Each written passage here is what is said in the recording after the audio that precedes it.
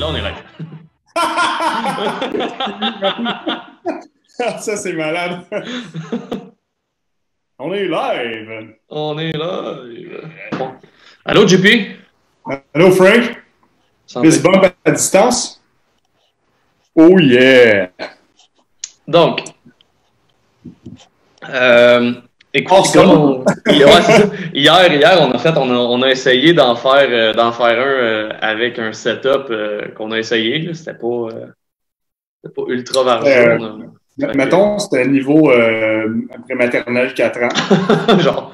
En plus, avec des bruits de chainsaw dans le milieu, ça, je l'ai pas entendu. Il y avait des rénaux, là.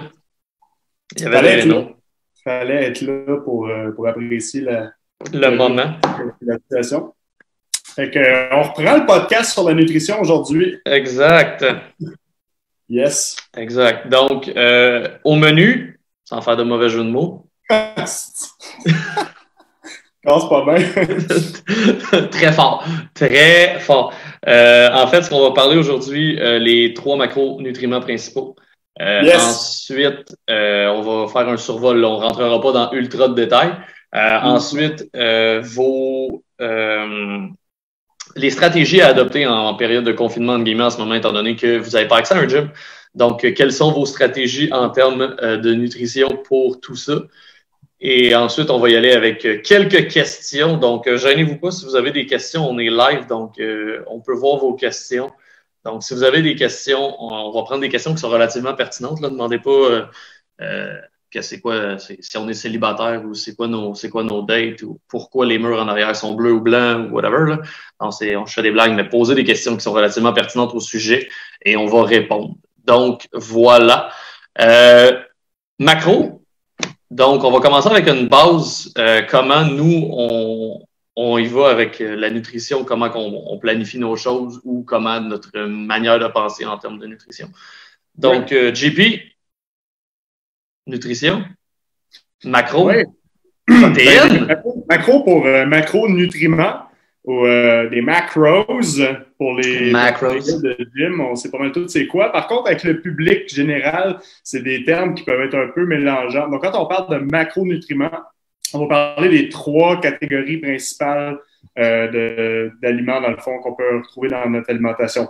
Mm-hmm. Dans le fond, je pense que les deux, on est d'accord là-dessus, que la première chose qu'on essaie de quantifier puis d'essayer de contrôler, de modifier chez nos clients par rapport à leurs habitudes, c'est la quantité de protéines qu'ils vont ingérer dans une journée. Donc, le premier macronutriment le plus important, ce serait la base un peu de notre alimentation, ça serait une base de protéines.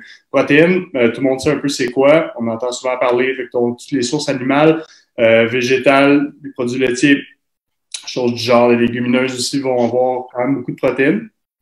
Donc, les protéines, c'est essentiellement les blocs de construction que notre corps utilise pour un peu toutes les fonctions de construction, réparation, entretien du corps. Là. Fait que c'est comme un peu l'essentiel. Il faut qu'il y ait un minimum de protéines pour juste être en santé. Puis quand on parle de gens qui sont actifs, on en a besoin d'un petit peu plus. Donc, je pense que les deux, on était pas mal d'accord là-dessus, qu'on se tenait à peu près à 1 gramme par livre de poids corporel à peu près pour nos clients. Maintenant, ça peut être un petit peu plus, un petit peu moins. Exact. C'est des guidelines assez généraux qu'on donne là, aujourd'hui. C'est la base, c'est ça. Ouais. Donc, quand on parle de mettons, 1 gramme par livre, là, fait que pour un individu de 150 livres, on va parler d'à peu près 150 grammes de protéines par jour. C'est pas 150 grammes mesurés. Exemple, c'est pas 150 grammes de poulet. Non. Mais bien 150 grammes de protéines. Par exemple, si on prend 100 grammes de viande, il va avoir 24 grammes, peut-être 30 de protéines dans cette portion-là. Toi, je sais que Frank, tu aimerais ça y aller avec plus, mettons, le point. Le point, sinon, à peu près, de ce qu'on avait parlé, c'est à peu près au niveau de la paume. Donc, on prend à peu près la largeur de votre paume. Puis à peu près un demi-pouce d'épais pour, mettons, un steak ou whatever. Ça vous donne un peu d'idée. À peu près combien de grammes pour toi? C'est une vingtaine de grammes de mémoire. Sinon, on parle à peu près d'une poitrine de poulet de taille moyenne. Généralement, les guidelines, on y va à peu près avec ça. OK. Fait que c'est ça, c'est le premier macronutriment le plus essentiel, je dirais. Qu'on s'assure que nos clients aient tous leur rapport en protéines. Puis souvent, je sais pas pour toi, moi, c'est quelque chose que mes clients ont beaucoup de difficultés, surtout Ceux qui essaient de perdre du poids, ce qui est un peu paradoxal, là, mais ils vont avoir de la misère à manger assez de protéines parce qu'ils sont habitués de manger toutes les autres affaires. Exact. Tu leur dis, mettons, on rajoute une poitrine de poulet, c'est tough à manger. Ouais. C'est quelque chose qui est... Aussi, la protéine, ça va être très, très bon pour le sentiment de satiété, dans le fond. Se sentir rempli. C'est ça que les gens vont nous dire quand ils mangent beaucoup leur protéine, c'est « Ah, j'ai moins faim, je me sens bourré. » Ben, justement, ils vont être moins tentés à manger les autres affaires après. Juste, point de vue, ne pas avoir faim, augmenter la protéine, c'est déjà une très bonne idée. Après ça, on pourrait parler des deux autres, dans le fond, qui vont être la balance, dans le fond, sur ton budget calorique, ton budget énergétique. Tu remplis ça avec quoi pour ce qui reste là? Des glucides et des lipides. Glucides, des sucres, puis des gras, dans le fond. Quand on parle de glucides, le glucide, il y a beaucoup de choses qui rentrent là-dedans. Tout ce qui est sucre, donc les fruits, les légumes. Après ça, tout ce qui est féculent, les pâtes, les pains, pâtes, patates, ces affaires-là. Tout ce qui est, dans le fond, sucre ajouté aussi. C'est ça, dans le fond, pour les glucides. Là-dedans aussi, il va y avoir les fibres qu'on comptera, dans le fond, qui est un... Moi, je compte la fibre un peu, pas vraiment comme des glucides, là, je sais pas ce que tu en penses, mais en tout cas, ça rentre là-dedans. Ouais. Fait que, on a les glucides, puis après ça, on a les gras. Je sais pas ce que tu en penses de ça, la balance gras-glucides, après ça, pour quelqu'un, mettons, qui aurait 2000 calories à manger, toi, tu irais plus vers quoi, mettons? Tout dépend. En fait, tout dépend au niveau... j'y vais avec deux approches. L'approche numéro 1, c'est au niveau du type d'activité que la personne va faire. Okay. Par exemple, on sait que, par exemple, pour un système énergétique de quelqu'un qui est un coureur de fond, on parle des gens qui font des marathons, des gens qui font des triathlons, des Ironman, ces gens-là n'ont pas nécessairement besoin d'avoir une alimentation qui est riche en glucides, étant donné que ils ont énormément de sur une longue distance, c'est ce qu'on appelle du slow steady en fait, ou le terme en français. Ils vont faire du travail aérobique. Aérobique, exact. Beaucoup plus de glucides. Mais c'est pas de la haute intensité dans le fond. Non, tu vas aller avec l'intensité d'activité que la personne pratique. Exact. C'est là, par exemple, que tu sais, je te donne un exemple, une diète, les diètes keto. Pour des gens comme ça, qui sont riches en lipides. La diète keto, pour ceux qui nous écoutent, c'est une diète qui est très, très riche en gras. Exact. Protéines modérées, puis peu ou pas de glucides. Exact. Mais on en reparlera plus tard de la diète keto, en fait. Mais pour ce qui est on peut y aller avec cette approche-là. Par exemple, quelqu'un qui va y aller avec un entraînement un peu plus, par exemple, comme nous, en entraînement en gym, ça vous prend vos réserves de glucides. C'est très dur d'avoir des performances, surtout, par exemple, en powerlifting ou des sports, par exemple, le powerlifting, le CrossFit, qui sont des sports un peu plus intenses à court terme.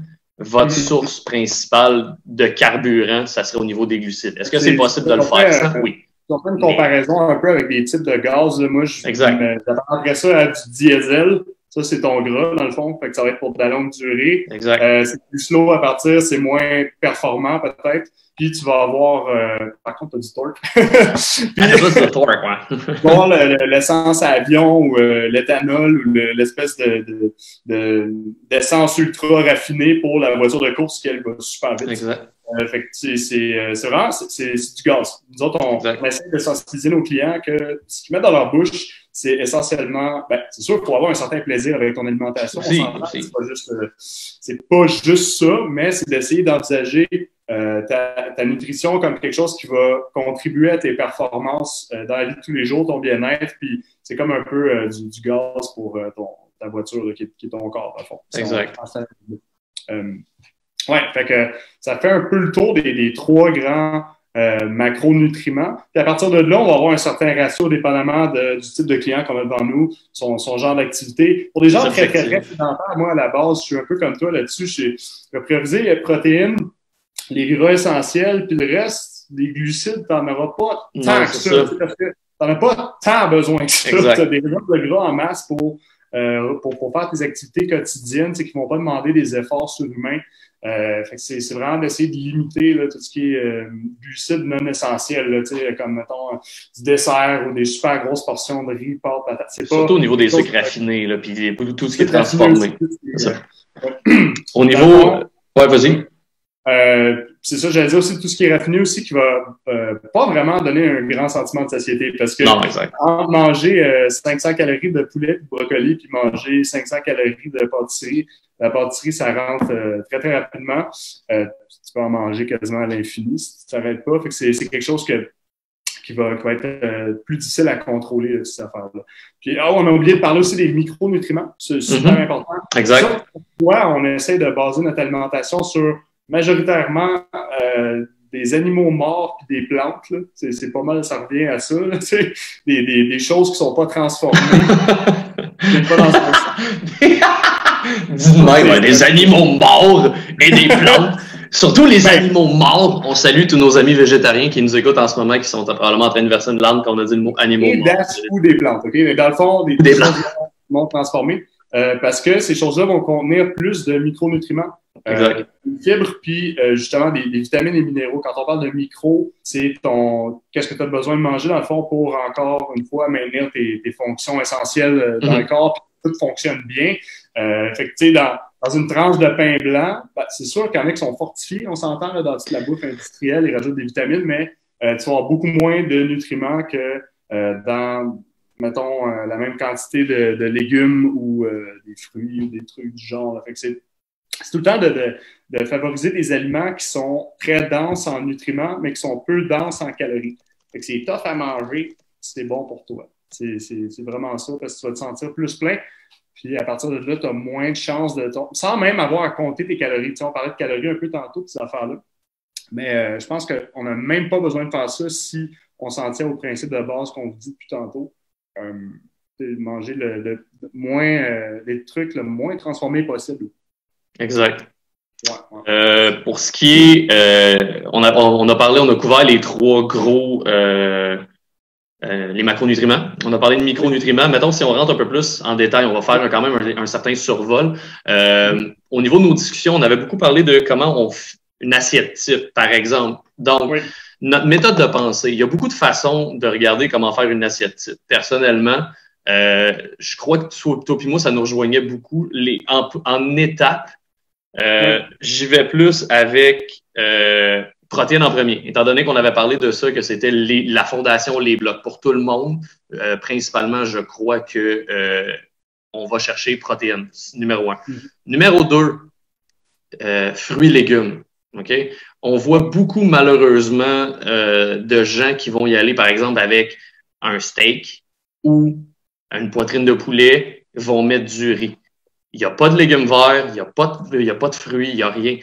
Guys, c'est bien important. Pensez toujours qu'au niveau de vos sources principales de glucides, si vous êtes capable d'aller chercher des glucides dans des fruits, dans des légumes, c'est extrêmement riche en micronutriments. Est-ce que le pain, les pâtes, les patates vont vous en apporter? Oui, c'est sûr et certain. Mais ça va être moins payant. Exact. Oubliez jamais que fruits et légumes, c'est extrêmement important pour tout ça. Donc, voilà pour ce qui est je pense qu'on avait fait pas mal ça au niveau de la nutrition. Dans le fond, dans notre assiette type, là, ça serait quasiment la moitié de l'assiette des légumes, mettons, ou plus. Ouais. N'hésitez pas à mélanger fruits et légumes. Je sais pas pour toi, mais moi, des salades, par exemple, une salade là, avec tu rajoutes des baies, tu rajoutes des framboises, tu rajoutes de la canneberge, des petites canneberges, c'est super bon. Mélanger fruits et légumes en même temps dans vos salades, c'est super bon. N'hésitez pas. Fait que c'est ça, c'est des trucs qui poussent dans le sol ou dans un arbre. Après ça, ta portion de protéines. Puis, si, dépendamment de tes objectifs, c'est là que tu vas ajouter ou pas des glucides. Puis même pour quelqu'un qui serait en perte de, tu sais, les glucides, on parle de, mettons, peu importe, t'as fait ces affaires-là, peut-être un quart de ton assiette. Puis pour quelqu'un qui serait en grosse perte de poids, ça serait cet autre quart-là, tu mets soit plus de légumes, soit plus de protéines. Tu ne peux pas te tromper avec ça. Si tu t'en tiens à ça, c'est pratiquement impossible de pas perdre de trop manger, dans le fond. Puis de prendre du gras, mettons, en mangeant de cette façon-là. Tu sais, il y a beaucoup de gens qui ont peur des fruits, justement, à cause de ce qui est sorti par rapport aux glucides, là, que les glucides, c'est le diable, puis... c'est Satan. C'est Satan. Puis dans le fond, il faut juste manger de la protéine puis du gras. Ouais. Mais la réalité, c'est qu'il y a jamais personne qui est devenu gras en mangeant juste de la viande et des fruits et légumes. C'est pratiquement impossible. À moins que tu manges une cargaison de bananes par jour. Mais là, non, c'est sûr. En fait, comme tu sais, tout fait en excès peut amener à des problèmes. Mais par exemple, on dit depuis tantôt que le macronutriment le plus important, c'est les protéines. Mettons, on fait un survol rapide, quelqu'un qui est sur une diète qui est carnivore. Si ton besoin énergétique pour ta journée, c'est 2000 calories, mais tu manges 5000 calories de viande, tu vas stocker du gras, là. C'est pas miraculeux non plus, là. Fait que, tu sais, il faut en prendre puis en laisser, mais comme aujourd'hui, en fait, ce qu'on voulait faire, c'était vraiment plus parler un survol de base au niveau de vos assiettes types, de comment, quoi prioriser, comment faire un peu les macronutriments, vous expliquer un peu comment ça fonctionne. Si vous avez des questions, on peut rentrer un peu plus en détail, mais on aimerait ça. On va quand même faire d'autres podcasts sur, par exemple, les diètes keto, la diète paléo, le végétarisme, tous ces trucs-là. On va être capable de vous enligner un peu vers ça. Aussi, on voulait parler également de les stratégies actuelles qu'on peut faire pour, ça c'est plus pour le côté gym, on va laisser un peu plus le volet, ça va être un mélange gym et nutrition, là. Mais en ce moment, étant donné qu'on est en lockdown, si vous voulez, en confinement, le terme français, on en avait parlé, 2 légères stratégies qu'on peut faire actuellement pour la période de confinement, étant donné que vous n'avez pas accès à un gym. La majorité d'entre vous, j'espère, restent actifs et s'entraînent à la maison. Si vous voulez aller sur la page de Kinélite, à chaque jour, il offre des workouts gratuits qui sont live que vous pouvez faire à la maison avec très peu ou pas de matériel. Donc, sur Facebook, Kinélite, allez voir ça. C'est notre commanditaire principal. On les aime. Merci beaucoup, guys, de nous supporter avec le chandail. Et donc, maintenant, stratégie en maintien de masse musculaire ou, on peut dire, si vous voulez, un lean bulk, mettons, entre guillemets, là, ou une phase de sèche ou une phase de cutting, comme on pourrait appeler. Qu'est-ce que tu penses et quelle stratégie tu vas adopter pendant ton confinement? Ouais, là, c'est sûr que faut prendre chaque personne individuellement parce que chaque situation varie un peu. Dans mon cas, je suis plus dans l'approche perte de poids en ce moment parce que bon, ça fait quand même X nombre d'années que je m'entraîne. Ça fait 15 ans que je m'entraîne. Puis je suis rendu personnellement assez près du poids maximal que je vais avoir sans être complètement une grosse patate. Parce qu'à un moment donné, si tu gagnes pas du muscle actuellement... JP avec sa chaîne de Jabba the Hutt. C'est ça. Puis, veux pas, tu sais, dans la poursuite, tout le temps, mon objectif principal, c'est pas mal tout le temps gagner de la force puis gagner de la masse musculaire.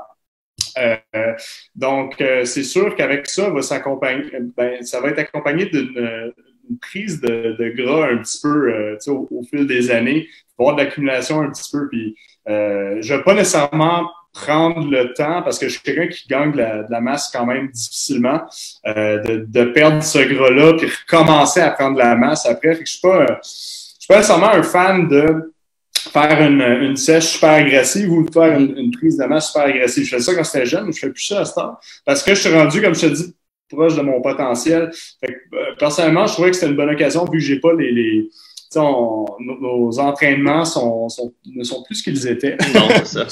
Puis, je crois que c'était un bon temps pour moi de perdre un peu cette petite couche de flubber-là, de me concentrer sur mon cardio, puis de justement guérir tous les petits bobos que tu peux accumuler au fil des années, puis juste comme réduire mon niveau d'inflammation en général. Fait que moi, c'était de devenir moins... moi, j'ai le terme muscular, je sais pas si tu connais ça.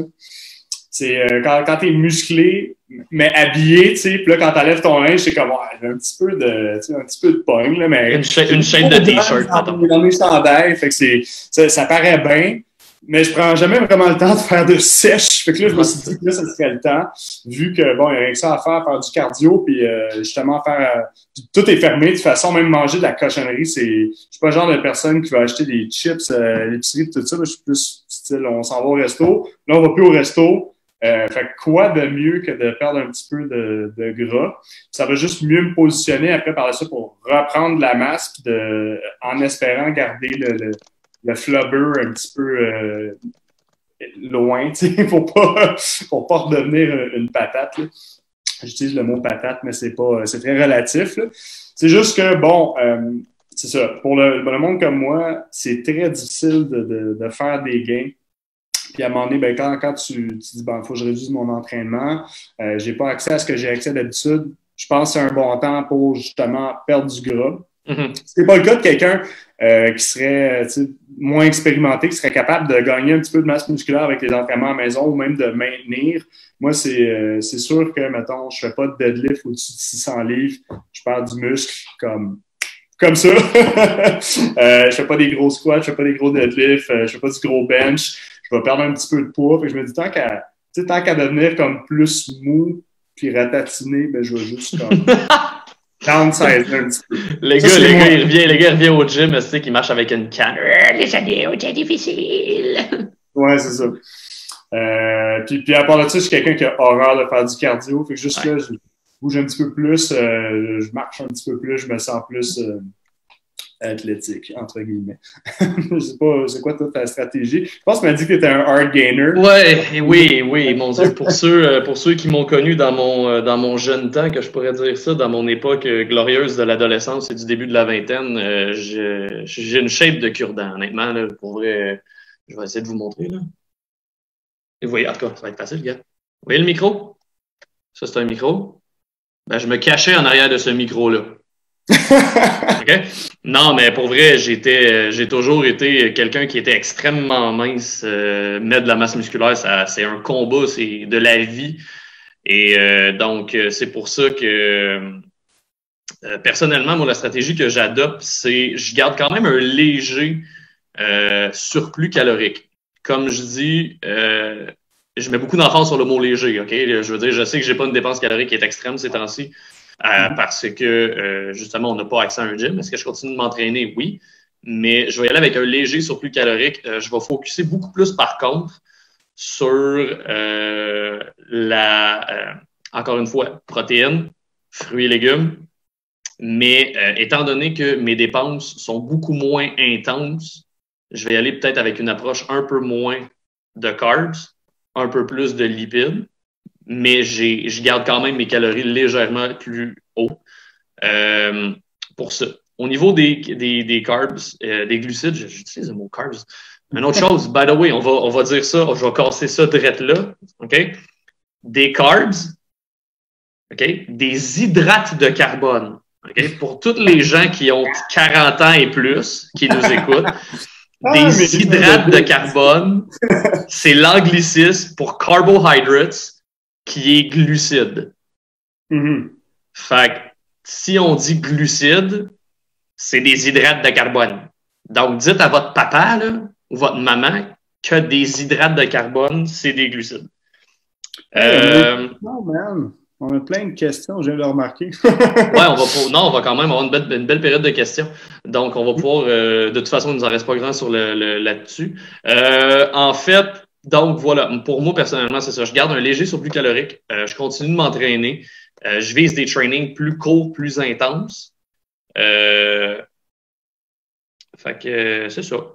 Mais, dans le fond, je pense que ce que tu fais, ça serait quelque chose d'intelligent à faire pour juste n'importe qui. Comme je disais tantôt, quand je commençais à m'entraîner, c'était faut avoir un surplus calorique il faut que tu aies 3000 calories de plus que qu'est-ce que tu as besoin pour gagner de la masse. Mais faut. Je pense que de façon générale, surtout je ne sais pas quel âge.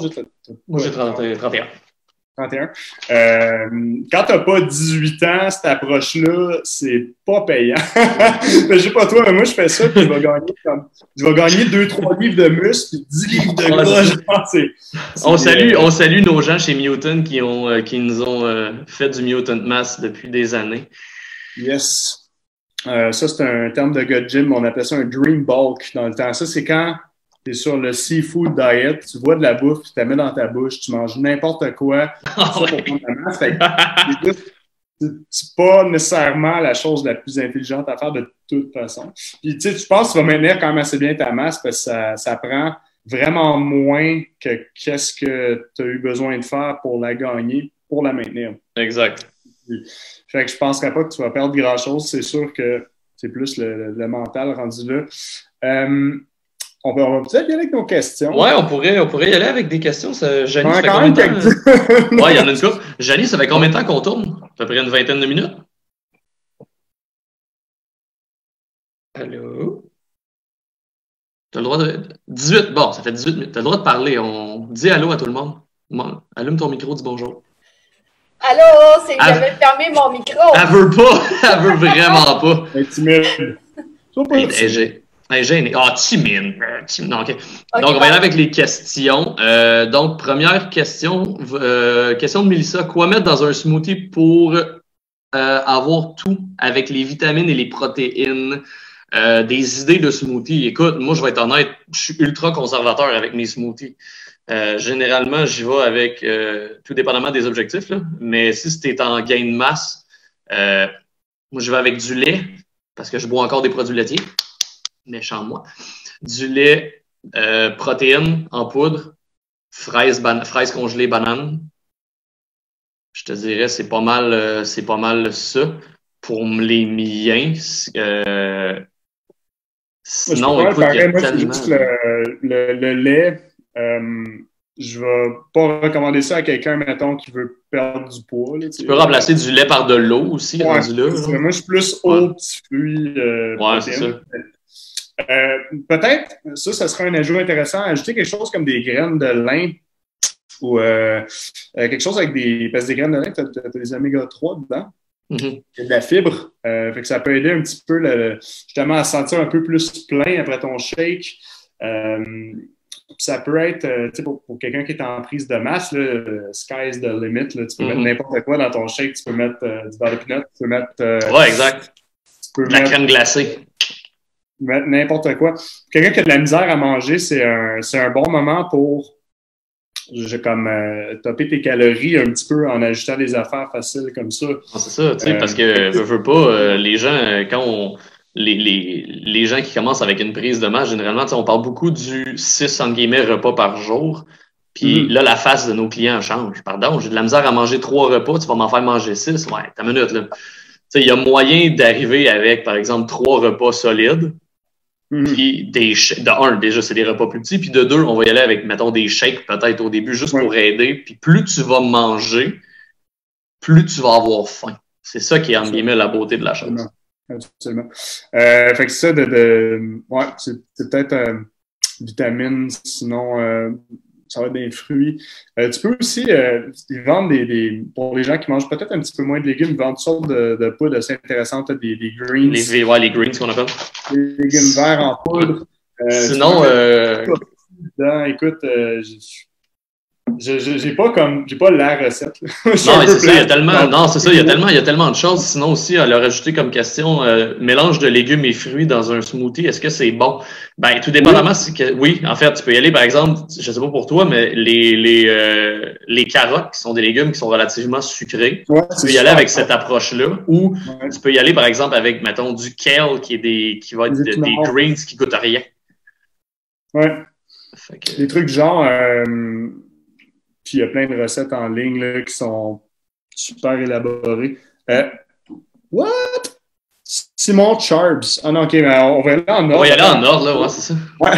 Ce sera pas long. La prochaine, jogging ou marche rapide? Qu'est-ce que tu recommandes, Big? Mon Dieu, ça, c'est la question qui tue, qui va faire en sorte que je vais me faire détester. Personnellement, non, pour vrai. Personnellement, OK. Est-ce que je suis un fan de jogging? Est-ce que, pas en commençant, pour la simple et bonne raison que aller courir, partir de zéro, puis courir dans la rue, c'est tellement rough, ces articulations, les gens n'ont aucune idée. Surtout si tu parles de quelqu'un qui pèse, mettons, 300 livres. C'est sûr, plus vous avez de masse corporelle, plus vous allez avoir des impacts au niveau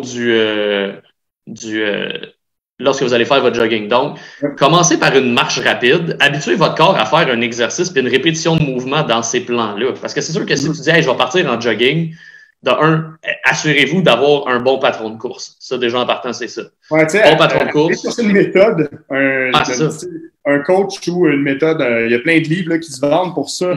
C'est pas juste prends tes running puis va-t'en. Non. C'est comme un meme, là, genre c'est super facile d'aller faire de la course à pied, mais c'est un petit peu plus complexe que ça. Exact. Si tu veux pas scraper les genoux, le dos. Non, c'est ça. Il y a tellement, ce qu'on appelle les périostites ou en anglais les chin splits. Ouais. C'est un problème qui est courant pour les gens qui commencent à courir. Par exemple, les gens vont se... ou hey, j'ai mal aux genoux. Pourquoi? Parce que tu as la bandelette iliotibiale ultra tight. C'est toutes des choses que les gens, faut qu'ils fassent attention. T'sais. Donc, personnellement, moi, je suis plus une marche rapide.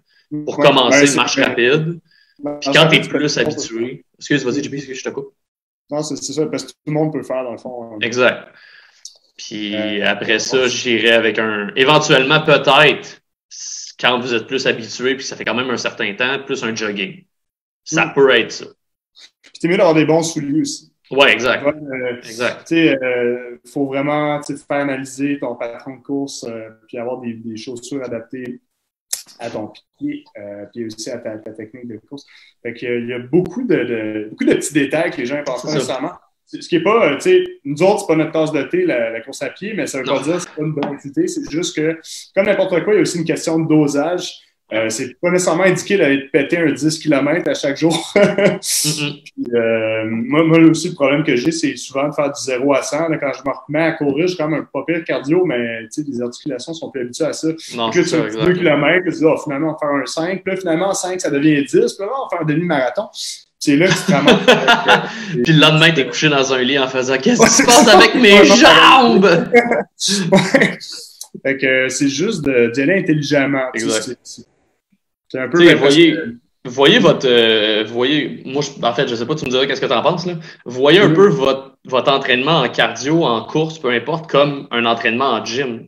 Faites une progression linéaire. Partez pas, tu sais, mettons, je te dis, hey, écoute, t'as jamais fait de bench de ta vie, parfait. On va mettre 2 plates à la barre. Go. Yes. Oublie ça.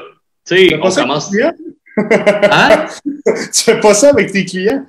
Oui, ceux que j'aime pas puis je veux qu'ils meurent. Non, c'est pas vrai. Mais non, c'est ça, comme je te dis, on va y aller de façon progressive. Commencer en guillemets par une marche rapide, après ça, marcher, on va marcher 1 km, on va marcher 2 km, on va marcher 3. Quand vous avez marché 5 km... Il y a plein d'applications aussi que vous pouvez downloader qui sont super intéressantes pour ça. Mais c'est juste drôle parce que on parle de progression et tout ça.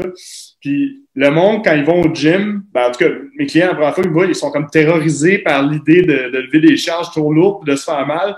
Par contre, aller acheter une paire de running, n'importe quoi, en rabais chez Sport Expert, puis aller courir dehors, c'est comme « Ah non, c'est pas dangereux. » c'est ça, tu sais. 10 fois plus dangereux. Ouais, c'est ça.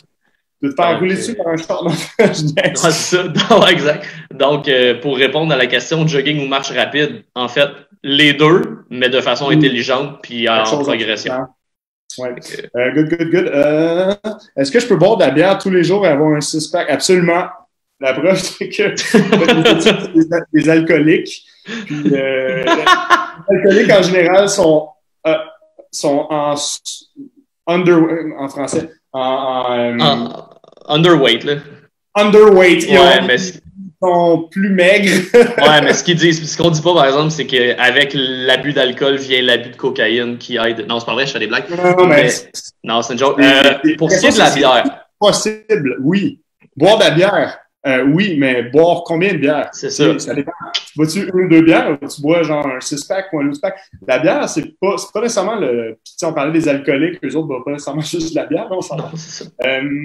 C'est pas une question de juste l'alcool. Ça, on pourra en parler dans un autre podcast. J'avais plein d'études là, sur le métabolisme de l'alcool, des affaires super intéressantes qu'on n'aura pas le temps de parler aujourd'hui. Mais c'est pas juste l'alcool qu'il faut considérer là-dedans, c'est aussi les calories qui viennent avec la bière. Surtout, moi, je suis un grand fan de microbrasserie, puis on se le cachera pas, c'est très dense en termes de calories. Ouais. Le quai de fin du monde, c'est comme, je pense que je vais checker, c'est quelque chose comme 700 calories. Ça se boit assez vite, là, dans mon cas à moi, fait que c'est comme n'importe quel, on recommande pas aux gens de boire plein de jus de fruits parce qu'il n'y a pas de fibres là-dedans, puis tu n'as aucun sentiment de satiété, tu peux te caler ça, puis c'est des calories faciles. Exact. C'est un peu pareil pour la bière. Fait que si tu gardes ça dans ton budget calorique, puis tu fais attention de façon modérée, il n'y a comme aucune raison que tu ne peux pas être très, très, très découpé pas avoir beaucoup de gras puis boire régulièrement. C'est juste que. Ça. Par contre, on va faire un podcast justement sur l'alcool.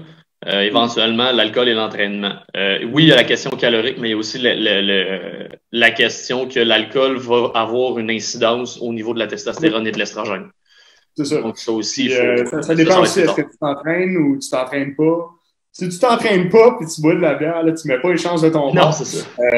Mais c'est ça, tu sais, fait que oui, c'est possible, mais il y a beaucoup de bémols, puis ça serait il faut quand même faire attention un petit peu.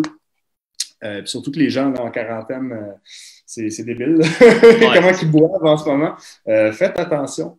Si vous avez à boire quelque chose, moi, je vous recommanderais plus, allez-y dans des affaires du straight, des alcools forts avec un mixeur qui a peu ou pas de calories. Là. On parle de peut-être, tu mets de la vodka avec un peu d'eau pétillante puis un petit peu de saveur. Là. Vodka Coke Diète. Ouais, quelque chose de même, tu sais. Tu vas un petit peu limiter les dégâts. Mais bon, ça sera... on peut faire un podcast au complet là-dessus. Ouais, on en reparlera. Pour cette question-là. Janie, prochaine question. Si tu veux, tu peux nous la lire. Parce que là, le chat est comme semi-clair en ce moment. Moi, j'ai la prochaine. Prochaine question. On peut y aller avec celle de Simon. Donc, c'était 1 gramme de protéines pour 1 kilo de poids corporel. C'est ça qu'on m'a dit. Le double pour prendre de la masse. OK, donc on parle de... C'est quoi votre opinion là-dessus? OK, donc on parle par exemple de... Parce que là, si on fait le double, on tombe à 2 kilos, à 2 grammes par kilo. Donc, une livre, c'est 2,2 kilos. Par livre à peu près, mais ça donne 1 gramme par livre à peu près. Mais tu sais, honnêtement... C'est comme 1,6 grammes par kilo. Ouais, les recommandations nutritionnelles de Santé Canada, c'est quand même, je pense que c'était 0,8. En tout cas, bref, peu importe, c'est tout dépendamment de...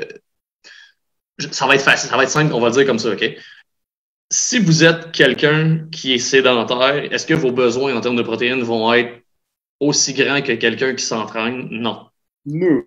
Donc, c'est sûr que selon les recommandations, par exemple, de Santé Canada, on va y aller avec moins de protéines, mais on va également y aller avec, par exemple, une diète type à 2000 calories par jour.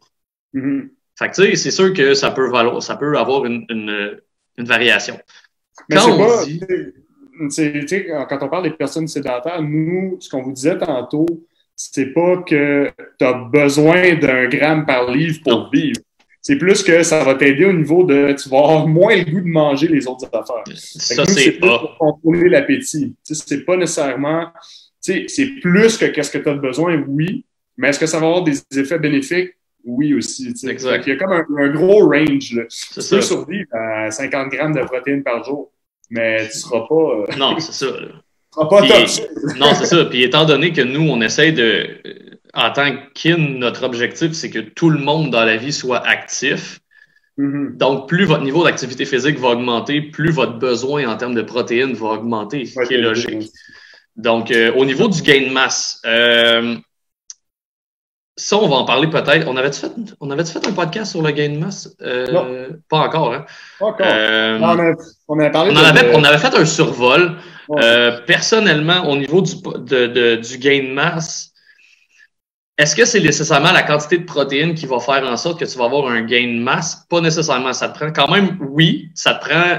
Faut pas que tu sois en carence au niveau de tes protéines. Donc, moi, je vise généralement le 1 à 1,2 grammes de protéines par livre. Pas par kilo, par livre de poids. Donc, si tu veux faire des maths, fais les chiffres que je viens de te donner, fais 2,2. Ensuite, j'y vais. C'est sûr qu'en gain de masse, les glucides, tu sais, encore une fois, garde légumes et les fruits comme priorité.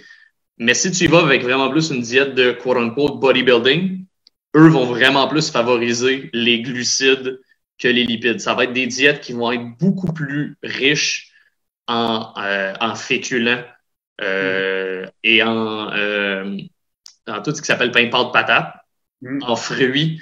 Donc, c'est cette approche-là au niveau du gain de masse. Donc, pour répondre à ta question, est-ce que j'augmenterais mes protéines? Tu n'es pas obligé d'aller à 3 grammes par livre, ce n'est pas nécessaire. Mais ta balance calorique, tu vas faire un surplus calorique pour ton gain de masse. Tu vas garder tes protéines légèrement plus élevé. Par exemple, tu peux aller à 1,2 grammes par livre, même je te dirais, va à 1, mais tu peux skyrocket tes glucides pour justement avoir. Mais tu vas faire un peu plus d'eau. À l'inverse, je te dirais à l'inverse, quelqu'un qui mange suffisamment de protéines en période normale, en prise de masse, il peut même en prendre un petit peu moins, que ça va presque pas paraître, parce que tout le surplus calorique va faire en sorte qu'il y a besoin un petit peu moins de protéines pour que la personne, mettons, qui est en grosse perte de poids, là, je vais dire, pompe les protéines le plus haut possible, parce que ton corps cherche à grignoter de la masse musculaire. Fait que tu veux la protéger le plus possible, mais en prise de masse, tu sais, les Russes, ils disent, si tu veux prendre de la masse, c'est du riz et des patates, là, laisse faire la viande.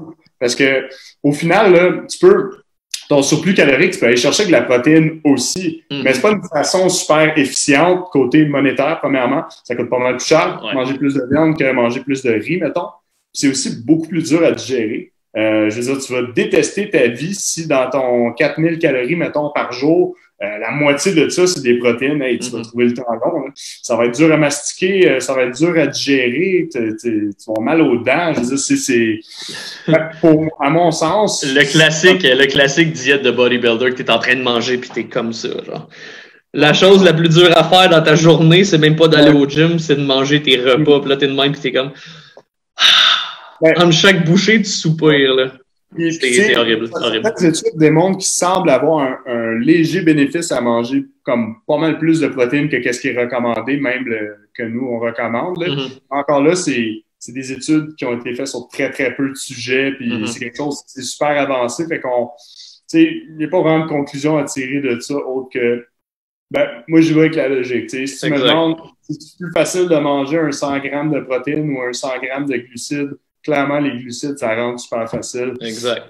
Tandis qu'à un moment donné, tu vas juste être tanné de manger du poulet puis du poisson. Puis sinon, tu vas te retrouver à manger énormément de gras aussi si tu manges tout le temps beaucoup de viande rouge. En tout cas, moi, je ne ferais pas bien. Fait que c'est quelque chose que je recommanderais pas. Exact. Donc, on va revenir encore à ce qu'on disait. Vise 1 gramme de protéines par livre. En général. Puis, au niveau de ton gain de masse, si tu veux une approche, par exemple, tu dis un gain de masse musculaire, est-ce que logiquement, tu dois te peser? Fait que, si ton objectif, par exemple, tu pèses en ce moment 180 livres, on met un chiffre, puis que tu veux te rendre à 190, mange pour 190. Ajuste ta protéine avec ton poids, ton objectif de poids.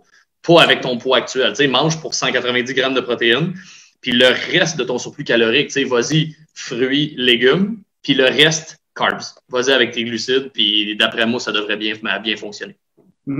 Surtout pour limiter le gain de gras, parce que c'est sûr que tu vas gagner un petit peu de gras en prenant de la masse. En surplus calorique, ça rend beaucoup plus facile de storer le gras que tu manges.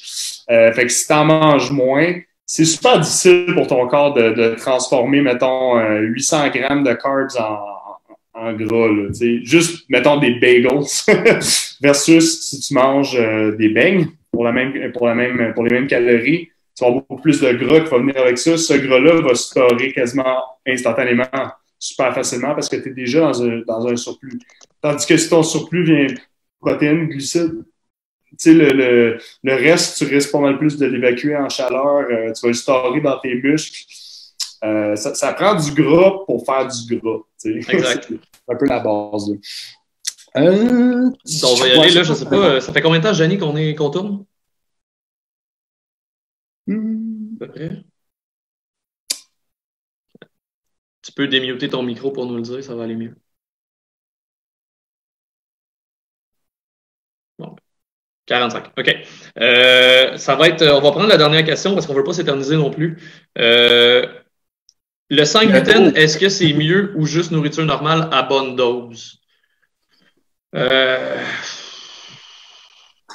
Le fameux sans gluten, les intolérances au gluten, les intolérances aux produits laitiers. Écoute, on ne va pas rentrer non plus trop dans les détails. Okay? Est-ce que c'est mieux, est-ce que c'est pire? Pour quelqu'un qui a une intolérance au gluten, non, vas-y pas avec du gluten, c'est sûr et certain.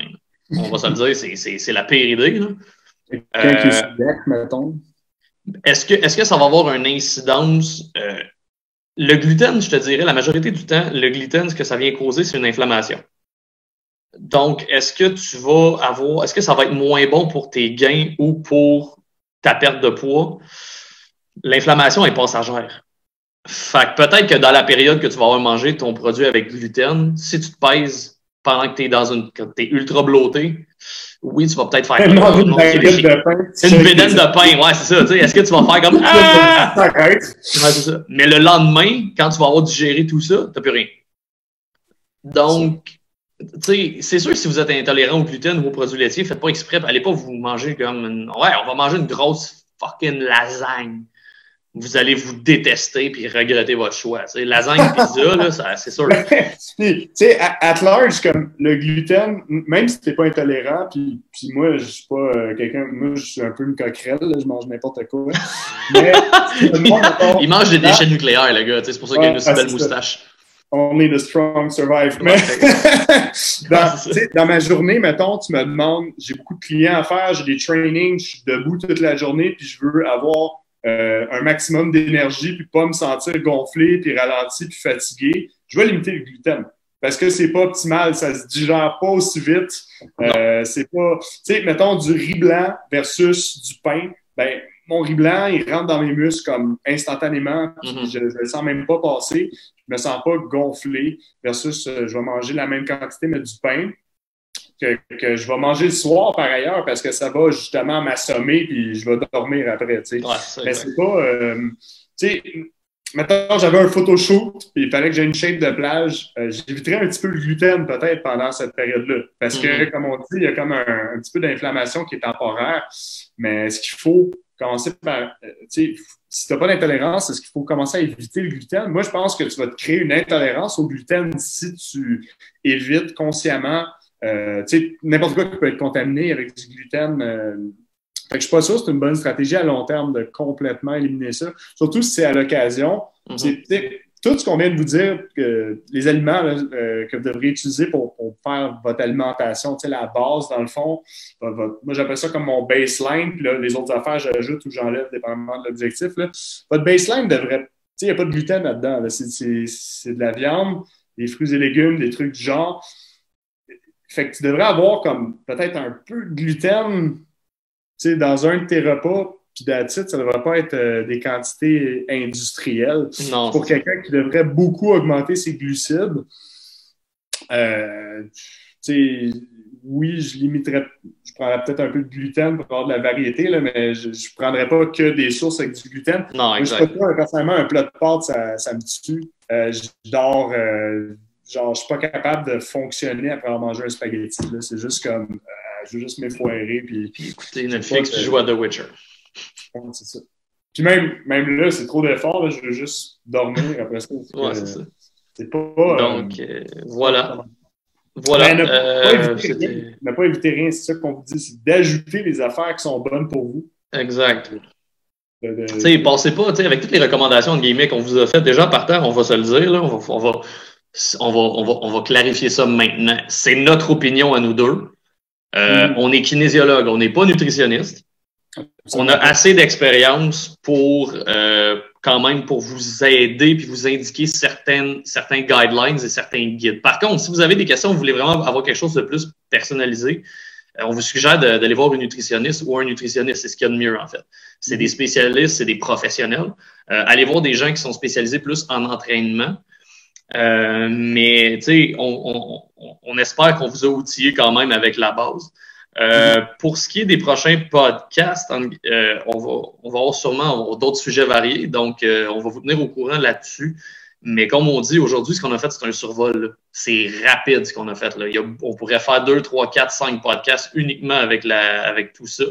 Anyways, on en a pour un bout. On en a pour un bout. Fait que voilà pour ce qui est de tout ça. C'était pas mal la dernière question parce que ça fait presque 1 heure qu'on tourne. Donc, je pense qu'on devrait arrêter là-dessus. Oui, à moins que quelqu'un ait quelque chose de pressant. Ouais, ou qui se répond très rapidement, mais je pense... donc, voilà. Pour ce qui est si vous n'avez pas trop de questions, on va arrêter là. Donc, merci, JP. J'espère que ça vous a aidé. Donc, on tient à remercier ton verre d'eau qui est vide. On tient, pour ce qui est de nos commanditaires, cette semaine, on n'avait pas de commanditaire externe. On tient à remercier Kinélite qui nous aide à produire tout ça.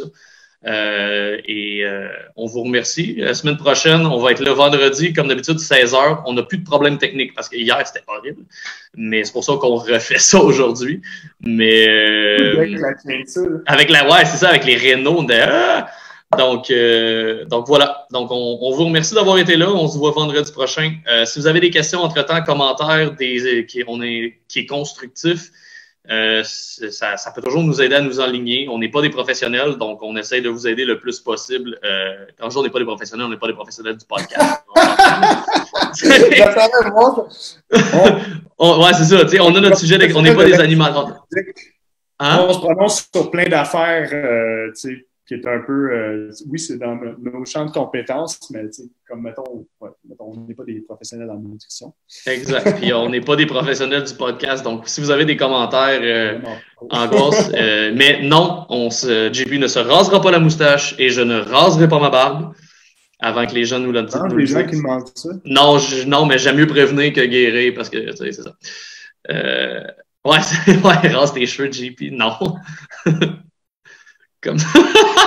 Fais-toi un gros mohawk, ça marche. Donc, OK, là, on dit des niaiseries, mais écoutez, merci beaucoup d'avoir été là. On se voit la semaine prochaine, vendredi, 16h. Si vous avez des questions, commentaires, encore une fois, écrivez-nous. Instagram, @l'après.gym, l'après tout collé, ou notre page Facebook qui est l'après-gym, L''après espace gym. Non, même pas, il est collé. Il est collé? Cherchez l'après-gym sur Facebook, vous allez le trouver tout de suite. De toute façon, on a un beau petit logo.